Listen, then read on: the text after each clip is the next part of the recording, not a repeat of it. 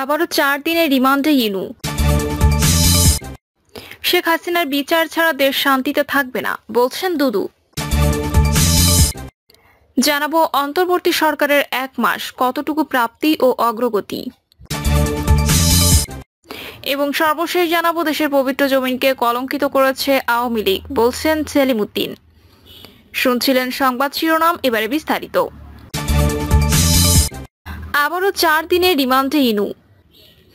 রাজধানীর লালবাগ থানা এলাকায় একাদশ শ্রেণীর শিক্ষার্থী খালিদ হাসান সাইফুল্লাহকে গুলি করে হত্যা মামলায় সাবেক সংসদ সদস্য জাতীয় সমাজতান্ত্রিক দলের সভাপতি হাসানুল হক কিনুকে 4 দিনের রিমান্ডে নেওয়ার নির্দেশ দেওয়া হয়েছে। ঢাকার মোহাম্মদপুর থানার ট্রাক চালক সুজন হত্যা মামলায় 5 দিনের রিমান্ড শেষে আদালতে হাজির হয়েছিল তাকে।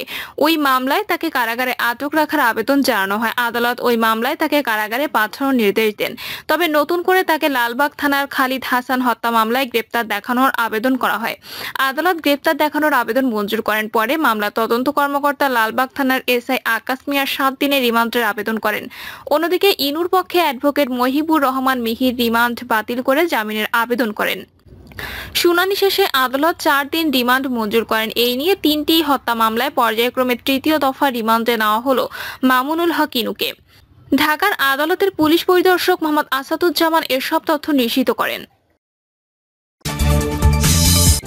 শেখ হাসিনার বিচার ছাড়া দেশ শান্তিতে থাকবে না বলছেন দুদু। আওয়ামী লীগের সভাপতি ও সাবেক প্রধানমন্ত্রী শেখ হাসিনাকে বাংলাদেশ পাঠানোর জন্য ভারতকে অনুরোধ জানিয়ে বিএনপির ভাইস চেয়ারম্যান শামসুজ্জামান দুদু বলেছেন, ছাত্র জনতার উপর গণহত্যার নির্দেশনা শেখ হাসিনার।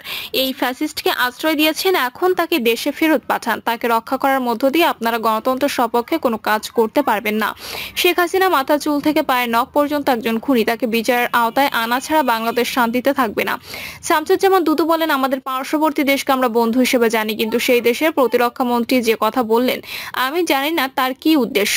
তার দেশের নিরাপত্তা, তার দেশের সার্বভৌমত্ব রক্ষা করা তাদের দায়িত্ব, কিন্তু সেটি যদি উদ্দেশ্যপূর্ণ হয়, শান্তিপূর্ণ দেশ বাংলাদেশকে গাজার সঙ্গে তুলনা করা, ইসরায়েলের সঙ্গে তুলনা করা, ইউক্রেনের সঙ্গে তুলনা করা, সেটা মনে হয় তারা ঠিক করেনি। ভারতের থেকেও বাংলাদেশ অনেক দিক থেকে নিরাপদ এবং শান্তিতে রয়েছে বলে ঘোষিত হয়েছে।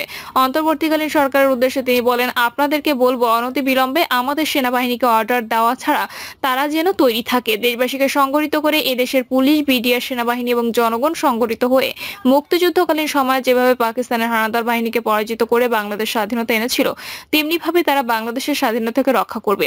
গত 1 মাস আগে আমরা যেটা দেখেছি, দুদু বলেন, দীর্ঘ সময়ের পর বাংলাদেশে গণতন্ত্র প্রতিষ্ঠা, স্বাধীনতা প্রতিষ্ঠা, মানুষের অধিকার প্রতিষ্ঠা, ন্যূনতম মানবাধিকার রক্ষা করার সুযোগ এসেছে।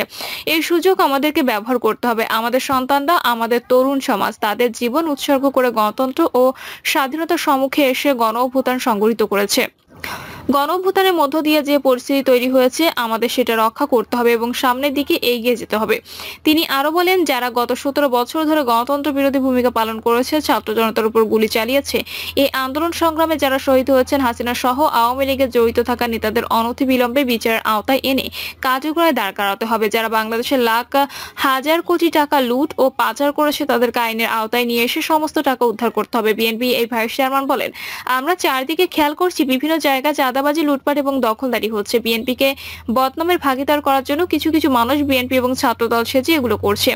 আমাদের ভারপ্রাপ্ত চেয়ারম্যান তারেক রহমান সুস্পষ্টভাবে বলেছেন, এ ধরনের ঘটনা যেখানেই দেখা যাবে সঙ্গে সঙ্গে তাকে ধরে পুলিশের হাতে তুলে দিতে হবে। আইনের মাধ্যমে তার বিচার হবে। আমাদের মহাসচিবও একই নির্দেশ ও ঘোষণা দিয়েছেন। অন্তর্বর্তী সরকারের 1 মাস কতটুকু প্রাপ্তি ও অগ্রগতি। ছাত্র জনতার গণ অভ্যুত্থানে দেশ ছেড়ে পালিয়েছেন শেখ হাসিনা। এরপর গঠিত হয় অন্তর্বর্তী সরকার। পাহাড় সমান প্রত্যাশা নিয়ে যাত্রা ডক্টর মোহাম্মদ ইউনূসের সরকারের 1 মাস পার করলো অন্তর্বর্তীকালীন সরকার। অন্তর্বর্তী সরকারের 1 মাসে কতটুকু অগ্রগতি ও প্রাপ্তি হয়েছে এ বিষয়ে মত দিয়েছেন বিশ্লেষকরা। দুর্নীতি, অনিয়ম ও দলীয়করণের মাধ্যমে প্রশাসন থেকে বিচার বিভাগ, অর্থনীতি থেকে শিক্ষা, সব ক্ষেত্রে যে কঙ্কাল রেখে গেছে ক্ষমতাচ্যুত আওয়ামী লীগ সরকার, তার সমাধান স্বল্প সময়ে কঠিন বলে মনে করেন বিশ্লেষকরা। সাবেক তত্ত্বাবধায়ক সরকার উপদেষ্টা জিল্লুর রহমান বলেন, আমরা সুশাসনের সম্পূর্ণ ধসে আক্রান্ত হয়েছিলাম, ক্ষমতা চূড়ান্ত অপব্যবহার আক্রান্ত হয়েছিলাম। সেক্ষেত্রে সংস্কার শব্দটি একমাত্রিক করলে চলবে না। রাজনৈতিক দল, রাষ্ট্রযন্ত্র এবং যারা ক্ষমতায় থাকবেন তারা ক্ষমতা কিভাবে ব্যবহার করছেন সেটারও সংস্কার দরকার। রাজনৈতিক গবেষক ও লেখক মহিউদ্দিন আহমেদ বলেছেন, আমরা যে ধরনের রাজনীতিতে অভ্যস্ত, এজন্য এই 3 মাস, 6 মাস, 10 বছর কথাগুলো আসছে। আর কিছু কিছু লোকজন তো পাগল হয়ে গেছেন ক্ষমতায় যাওয়ার জন্য। রামের বদলে রহিম সংসদ ভবনে যাবে। এই যে 350 জনের যে মালিক সমিতি তার সদস্য হবে, কিন্তু এতে আমার লাভ কি, আপনার লাভ কি? তো সেজন্যই সংস্কারটা দরকার। তবে কাঙ্ক্ষিত রাষ্ট্র সংস্কারের রোডম্যাপ দ্রুতই নির্ধারণ করা জরুরি বলে মত রাজনৈতিক বিশ্লেষকদের। কেননা এরই মধ্যে নানা পক্ষ নিজেদের ক্ষমতাবান মনে করে সুযোগ নিতে শুরু করেছে।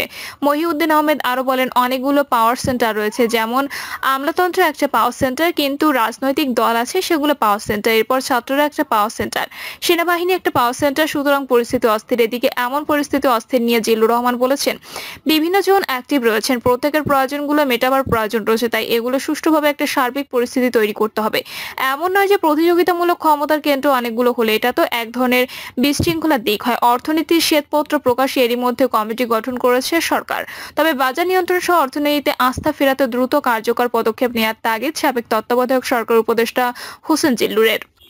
গুরুত্ব দিয়েছেন আইন শৃঙ্খলা পরিস্থিতি জোরদারের উপরও। হোসেন জিল্লুর বলেছেন, গণহত্যা, গুম, খুন, দুর্নীতি, সুনির্দিষ্ট অভিযোগের দ্রুত তদন্ত ও বিচার নিশ্চিত করে দৃষ্টান্ত স্থাপন সৃষ্টি করতে হবে।